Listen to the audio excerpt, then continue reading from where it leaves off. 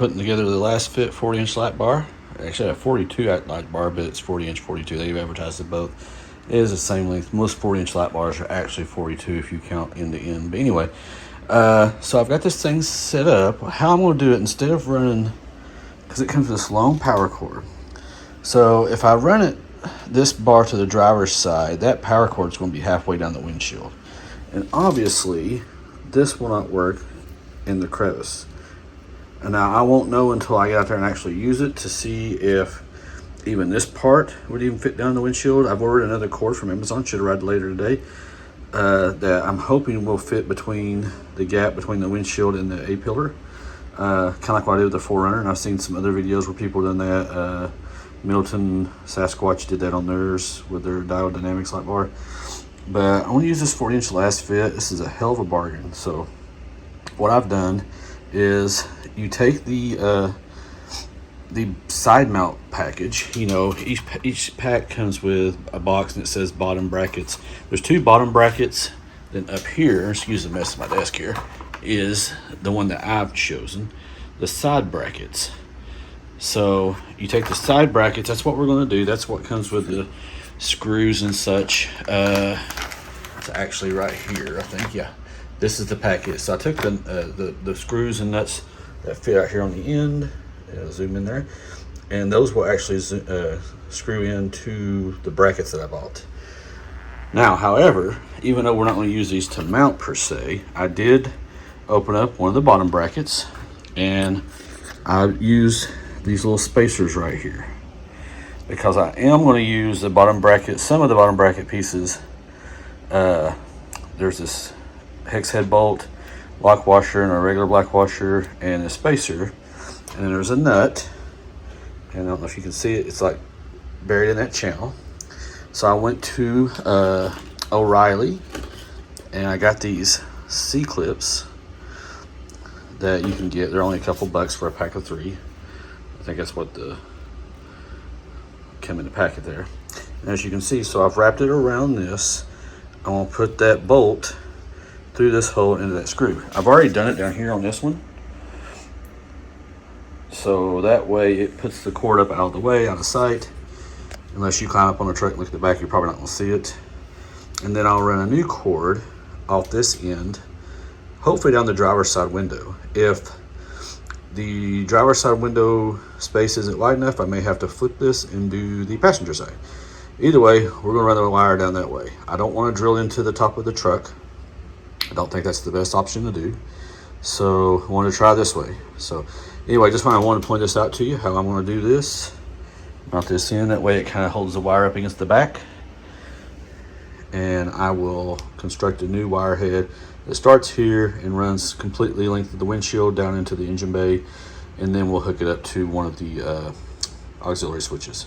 So anyway, I want to cover that for you real quick before we get moving. All right, so the brackets that I bought are from Quake LED. These are about 75 bucks, I think a little less than that. I'll put a link down for these two.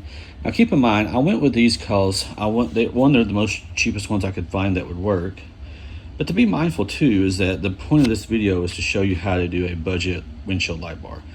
Good quality, but budget. And here's the light bar, like I said earlier, we've right in the cord. So the way these brackets work is that you put these on, it's like you would any other one. And then you take this, and it's got a slot here. So you leave the 10 millimeter nuts a little loose enough to where you can slide this on, and then that fits on that, and then you screw them down, more. Now here's some other hardware, some stuff, and this is probably more to do with the light bars themselves. Now they do sell, Quake does sell their own light bars. They're not as economical as the Lasfit ones. It's just, so I'm thinking most of this is for that. I don't think this is mostly for the actual mounting, because I think it does use the stock 10 millimeter nut. At least that's what the instructions say. So anyway, you can see now these aren't the lowest profile. Now I have read in other forums and such that the lower profile ones do make more wind noise and actually cause the soft top to flap. So that may be something to consider. I'll put some links to some other options as well, just 40-inch brackets. I always be mindful, if they're not designed specifically for this light bar, you may end up having to get some like aluminum spacers or something from McCaster or McCormick Caster or someplace like that. I've used them before, and most of the major vendors for like a lot of those use them, because I've used them with the LFD and the Victory 4x4 products that I had on my 4Runner, you know, spacers, special washers for roof racks and such. But I think this is basically you know, if the worst case scenario, if it doesn't line up correctly, I may have to buy some spacers to put in here, or get some rubber washers or something just to kind of bridge that little gap. But I'm very confident that these will work, because I took the measurements of the Lasfit bar versus the Quake LED bar, and they're not very much different. They're very like within half an inch or a quarter inch of each other. So I don't anticipate to be a big issue. So, and I'll cover that more whenever I actually go put them on. But I just want to kind of show you this, guys, just real quick. Okay, so I got these little end brackets on just to see how they look. Definitely by no means on there for good. So got this cord. It's pretty tight. You can't really shift it. These clamps hold it down pretty good, as we talked about before. So I did go with 4 of them. So 1, 2, 3, and 4. Up here against the neck. Like I said, this is pretty tight in here. So you will not have these things come loose and bow down to where people can see it. So actually pretty impressed with how this went. So alright, so here it is installed in daylight. We'll try to get some more video at night. So a little background noise, sorry about that. As you can see, the Quake brackets are on.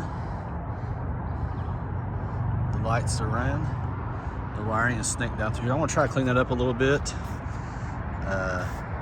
It won't tuck in on the passenger side, it tucks in on the driver's side. But I need to get something to kind of help hold it in there. So probably some gasket and stuff or something like that, maybe. Because it won't work on the passenger side. I tried over there too. It just won't fit. Here it fits, but it's a little loose. So more to come on that. But yeah, I did not have to add spacers or anything in here on either end. It just fit right in and worked great. So just follow the instructions and you should be fine. All right, so here are the lights, like we talked about before, with those in there. On the Quake things, so this plate here you put on after. So just like any other light bar, you have to take the factory, these two 10mm bolts out, put this bracket down, and this piece right here, ideally the nuts you just slide them over, but per the instructions, mine wouldn't work like that. The nuts on these things were too big, so I couldn't slide them through. So it gets a little bit more trickier.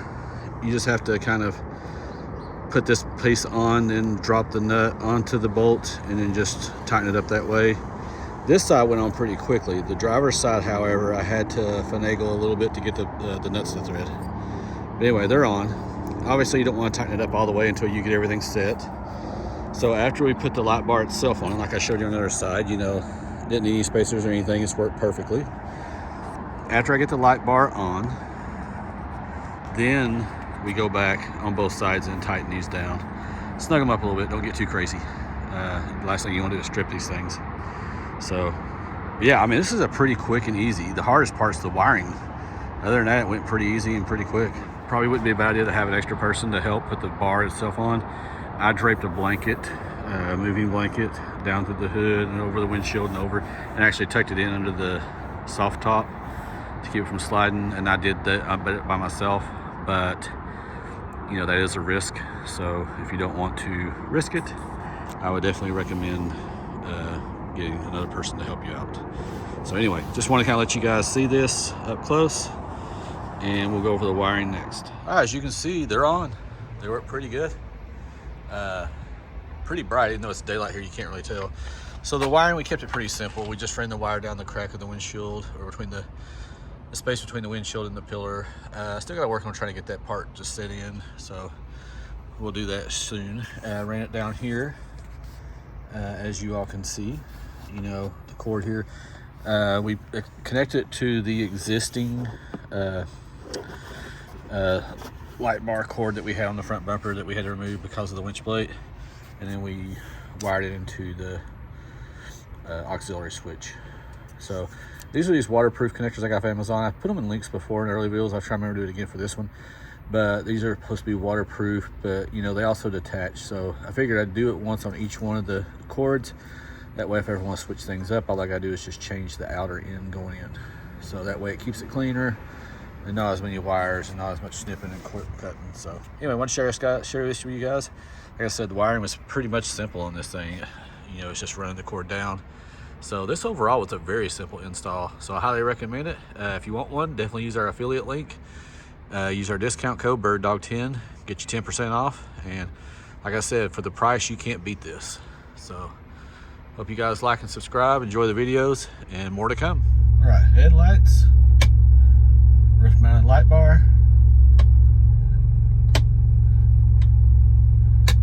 All right, fog lights. So let's do this. Let's turn the headlights off. There's the fog lights.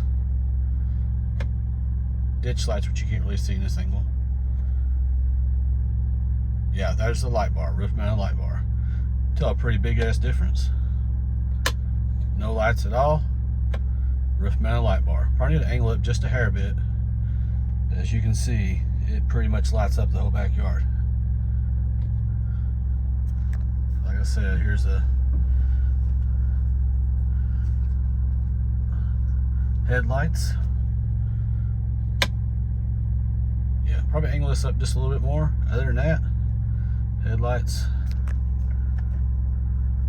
There's bright lights. Yeah, you're seeing pretty much light.